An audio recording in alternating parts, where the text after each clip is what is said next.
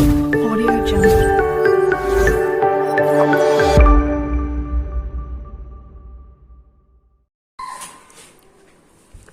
Hello नमस्कार दोस्तों, मार्गदर्शन एजुकेशन सेंटर पर आपका स्वागत है। तो आज हमारा टॉपिक है दशमलव भिन्न डेसिमल्स फ्रैक्शंस। तो ये आज की लास्ट क्लास है, 2 क्लास हो चुके हैं। अगर वो नहीं देखे हो तो प्लीज़ वो ज़रूर देखें। उसी के बाद उसमें जब बेस क्लियर होगा उसके बाद ये क्लास देखें, ठीक है। तो आज हमारे बहुत ज़्यादा नहीं, लेवल थोड़ा हाई है, अपर है क्वेश्चन का। तो ये सवाल सॉल्व करने कैसे करोगे देखोगे। तो सबसे पहले जब इस टाइप के क्वेश्चन आते हैं तो सबसे पहले नीचे से सॉल्व करते हैं। तो नीचे से सॉल्व करोगे 5 एकम 5, 5 और 4 9। तो ये कितना हो जाएगा 9/5। कोई भी फ्रैक्शन है वो इसी प्रकार से सॉल्व करनी है। पहले 1 + 3 बटे, यानी कि 5 एकम 5, 5 और 4 9, 9/5। और तीसरे बटे का कहाँ पे जाता है, नहीं पहले बटे में। तो 5 की कितने मल्टीप्लाई हो जाएगी 3 में, 5 से कितना हो जाएगा 15। तो फिर 9 एकम 9, 9 एकम 9 और ये कितना था 15, 15 और 9 कितने हो जाएंगे 15 और 9 हो जाएंगे, ठीक है 24। और 24/9, 24/9 ही तो बचेगा ही, क्योंकि 5 तो ऊपर पहुंच गया। अब 9 की कहाँ मल्टीप्लाई हो जाएगी ऊपर, तो 9 के ऊपर मल्टीप्लाई हो जाएगी। तो 1 + 9 दूनी 18/24, 24 एकम 24, 24 में 18 ऐड करोगे तो कितना आ जाएगा 42/24, ठीक है। अब इसे काट लो, 2 से कट जाएगा 12 बार, 2 से कट जाएगा 21 बार, यानी कि 3 × 7 = 21, 3 × 4 = 12 और ये कितना हो जाएगा 7/4, 7/4 इसका क्या हो जाएगा आंसर। तो नेक्स्ट क्वेश्चन देखोगे कि पहले 7 की मल्टीप्लाई 2 में करनी है। 7 दूनी 14, 14 में से 1 गया तो 14 में से गया तो कितने बचेंगे 13, 13/7 और ये 7 कहाँ पहुँच जाएगा ऊपर। तो क्या लिखोगे 1/3 - 7 एकम 7 और ये कितना हो जाएगा 13। तो अब इसकी इसमें करोगे 13 × 3 = 39, 39 में से 7 गए तो कितने बचेंगे 32 और बटे 13, और 13 कहाँ तीसरे बटे का ऊपर आ जाएगा। तो 13 एकम 13 और बटे कितना हो जाएगा 32, ये इसका आंसर हो जाएगा। नेक्स्ट देखोगे किसी धनराशि का 5/12, कोई धनराशि है, धनराशि हमें पता नहीं है हमारे पास में कितनी है 8 रुपया मान लो, और उसका 5/12, उसका 5/12 वो 100 रुपये के 3 सही 3/4 के बराबर है। तो इसकी मल्टीप्लाई कर लो, 4 × 12, 12 × 3 = 15, यानी 15/4। कोई धनराशि है, धनराशि का 5/12 भाग वो 100 रुपया के 15/4 भाग के बराबर है, ठीक है। तो वो धनराशि कितनी है, वो धनराशि बतानी है, धनराशि कितनी है, ठीक है। तो काटोगे देखो 4 से काटोगे तो 25 बेर कट जाएगा, और 5 से काटोगे 5 × 15 हो जाएगा, और 25 × 75 और 12 भाग में भाग का कहाँ चला जाएगा मल्टीप्लाई में। तो r = 75 × 12, और 12 की जब इसमें मल्टीप्लाई करोगे तो 12 × 5 = 60 और 12 × 84, 84 और 6 कितने हो जाएंगे 90, 900 रुपया। आंसर कितना हो जाएगा भैया 900 रुपया, ठीक है। नेक्स्ट देखोगे किसी पार्टी में 120 सदस्य हैं, किसी पार्टी में 120 सदस्य हैं, इनमें से 2/3 पुरुष व शेष महिलाएं। 120 टोटल सदस्य, इसमें से 2/3 पुरुष हैं, 2/3 पुरुष। तो पुरुष की संख्या निकाल लोगे, 3 से काटोगे 40, 40 दूनी 80 पुरुष हो गए, 80 पुरुष हो गए। अब कह रहे हैं वो आगे कि 12 महिलाएं के सिवाय सभी विवाहित हैं। यानी देखो 120 सदस्य थे, 120 सदस्य में से 80 हो गए पुरुष, तो महिलाएं कितनी बची 120 में से 80 गए तो महिलाएं बची टोटल 40।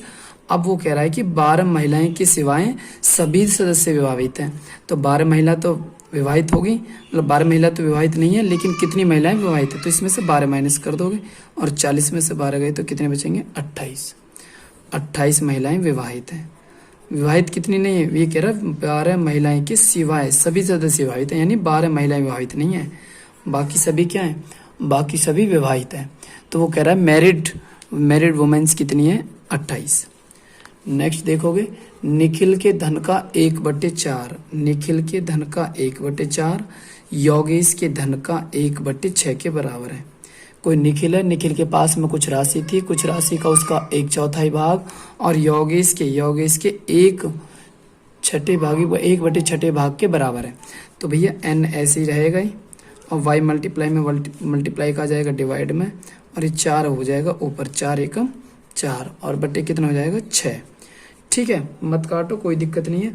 वो कह रहा है यदि दोनों के पास कुल 600 रुपये हैं, दोनों के पास कुल कितने रुपये हैं 600, तो यहाँ पे कितने 4 और 6, 6 और 4 कितने हो गए 10, यहाँ पे टोटल 10 रुपये हैं, यहाँ पे टोटल 600 रुपये हैं। तो 10 पॉइंट की वैल्यू 600, 10 से काटोगे तो 1 पॉइंट की वैल्यू कितनी आ जाएगी 60, और 1 पॉइंट की वैल्यू 60 आ जाएगी। तो उनके धनों के बीच अंतर बताना।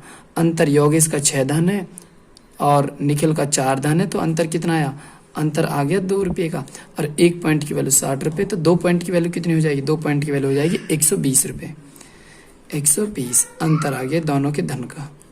ठीक है, नेक्स्ट देखोगे, यदि किसी सामान के 2/3 भाग का, कोई सामान है x और उसका 2/3 भाग है। ठीक है, कोई सामान है, हमारा सामान पता नहीं हमारे पास कितना है, वो x है, और उसका 2/3 भाग का मूल्य है 2200 रुपया।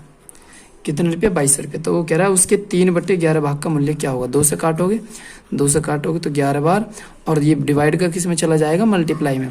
तो x की वैल्यू 11 तिया 33 हो जाएगी, x की वैल्यू 3300, और कितने का पूछ रहा है 3/11 का पूछ रहा है, तो 3/11, 11 से काटोगे 11 तिया 33, और 300 तिया कितना हो जाएगा, 300 तिया हो जाएगा 900, 300 तिया कितना हो जाएगा 900। ठीक है, नेक्स्ट क्वेश्चन देखोगे, आशा करता हूँ समझ आ गए होंगे। वो कह रहा है 37 सही 1/2% को निम्नलिखित में से कौन सी भिन्न में अभिव्यक्त कर सकते हैं, कौन सी भिन्न में अभिव्यक्त करती है। ठीक है, तो ये फ्रैक्शन बनानी है हमें, और ये परसेंट है। ठीक है, तो 37 दूनी 74, 74 और 1 75, 75/2, और परसेंट का क्या आ जाएगा, परसेंट का आ जाएगा 100। अब काट लो, 25 75, 25 चौका 100, ऊपर हो जाएगा 3, 4 दूनी 8, नीचे कितना हो जाएगा 8, आंसर। नेक्स्ट क्वेश्चन है, एक भिन्न के अंश में 20% की वृद्धि और हर में 25% को बढ़ा दिया जाता है। यानी कोई भिन्न मान लो x/y, ठीक है, अंश में बोल रहे हैं 20% बढ़ा दिया और हर में 25%, तो अंश 20% बढ़ा दिया तो 120, और हर 25% बढ़ा दिया तो 125, इजिकल टू परिणाम स्वरूप इस प्रकार प्राप्त भिन्न 3/5 हो जाती है। कितनी प्राप्त होती है 3/5।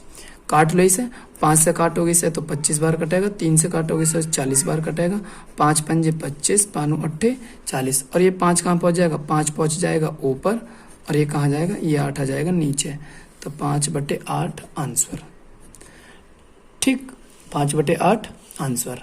नेक्स्ट देखोगे, यदि किसी संख्या का 1/3, कोई संख्या है, कोई संख्या मान लो n, अब उसका 1/3 उसका कितना है 75 है, 1/3 कितना उसका 75, तो निम्नलिखित में से कौन सा हिस्सा उसका 45 होगा।